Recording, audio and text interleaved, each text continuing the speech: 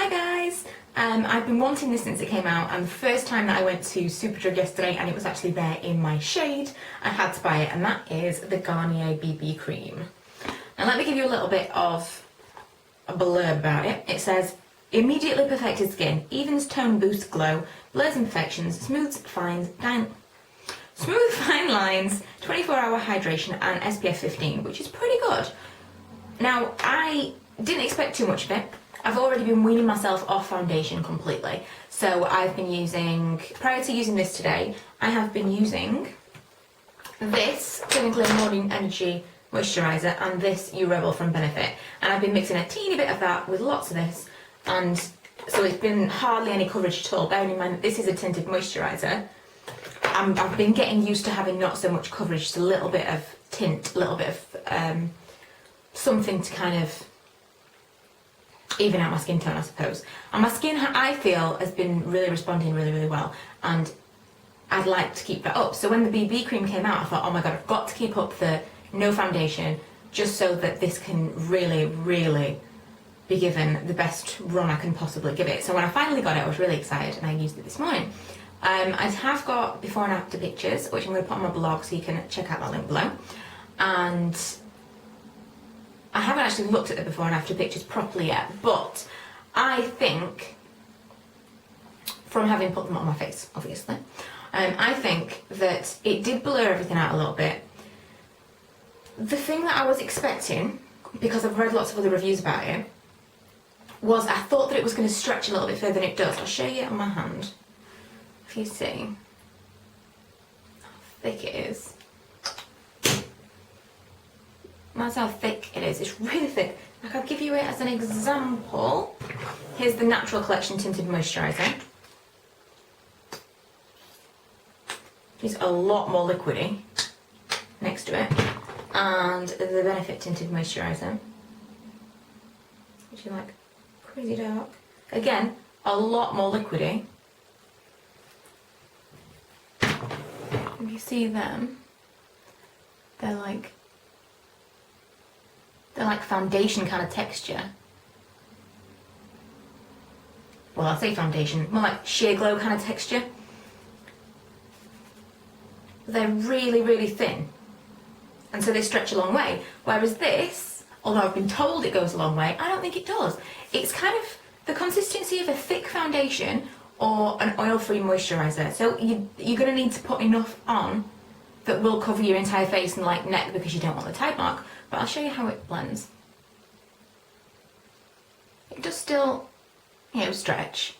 But then once it gets to a certain stage, it won't stretch anymore. I don't know how to describe that, but bearing in mind that I didn't put any kind of moisturiser on prior to this, because I thought the whole point is it's an all-in-one cream.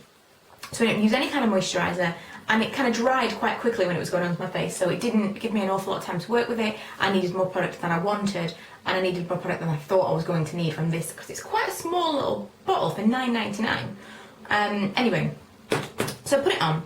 It gives you kind of a dewy finish. Not a lot of coverage, but probably as much coverage as I want right now. It's probably ideal. It's like what I've been looking for in a tinted moisturiser. So bear in mind with this review, I was only looking for a tinted moisturiser.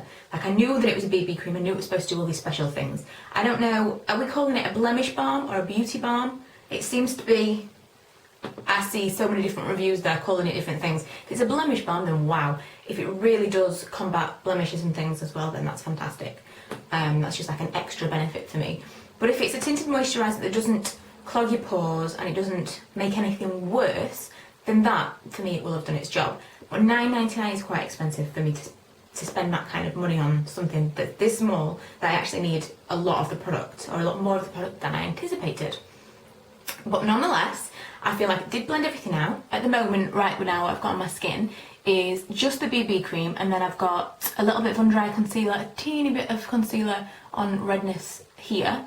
And then I've got, what have I got?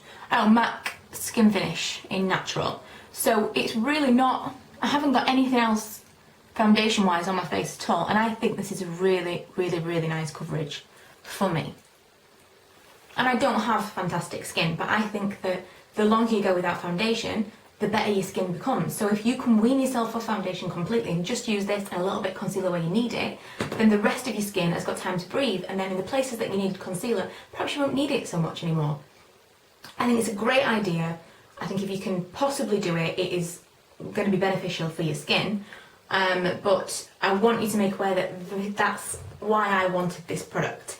So this is just kind of my first look. I'm going to come back to you and tell you what I've thought over a couple of weeks to see whether or not it's actually done anything. Because it's not a terrible match for my skin. It's not the best light. I thought it was going to be more my actual skin tone, because although I'm pale, I'm not as pale as some people. So some people really will not be able to use this. It's, I would say, my NARS, what is it? Light 2, which is Mont Blanc. That is actually paler than this. And this is like my exact colour match. Again, I did swatch it against it, and I put pictures on my blog so you can check it out kind of against each other. But if you are pale, if that's your shade, you could probably get away with this. But if it's any lighter than that, I don't know. I really don't know. You might have to water it down a little bit with some moisturiser. But I'm going to try it in lots of different ways. Maybe I'm going to try and water it down a little bit with my own moisturiser to see if it can stretch further, and see how I feel about it. But at the moment, I'm really liking it. I thought I was going to put it on and go, oh, this is really terrible. Because tinted moisturisers are so difficult, and I've really struggled to find one that I really, really love. I did like the Natural Collection Tinted Moisturiser. I did like this one, but it's not great. It does leave me with a bit of a tide mark. It doesn't blend quite as well as I'd like, and it does go a little bit patchy. So it's not perfect. Whereas this, so far, it's ticking all the boxes for the ideal tinted moisturiser, which I've been looking for so long. So that's why I wanted to make a real quick video just buzzing about it a little bit. And then I'll come back to you when I've used it for a few weeks and tell you whether it really does make your skin look any better over the period of time. Otherwise, it is a favourable review. It doesn't, set the world on fire. But if you are looking for a nice tinted moisturiser that is supposed to have good properties, that does nice things to your skin, then I think it's definitely worth trying. I don't think that you will be sorry for trying it. It's not as terrible coverage as some people are saying. I would say it's like, it's tinted moisturiser coverage, perhaps even a little bit more. It's more coverage than I've been used to recently because I've been watering down my actual tinted moisturiser, so I think it's really great. But if you've got your own review or you've got your own video or anything, then just leave me a video response and let me know what you think of the product in the comments. And if you haven't already, please go subscribe.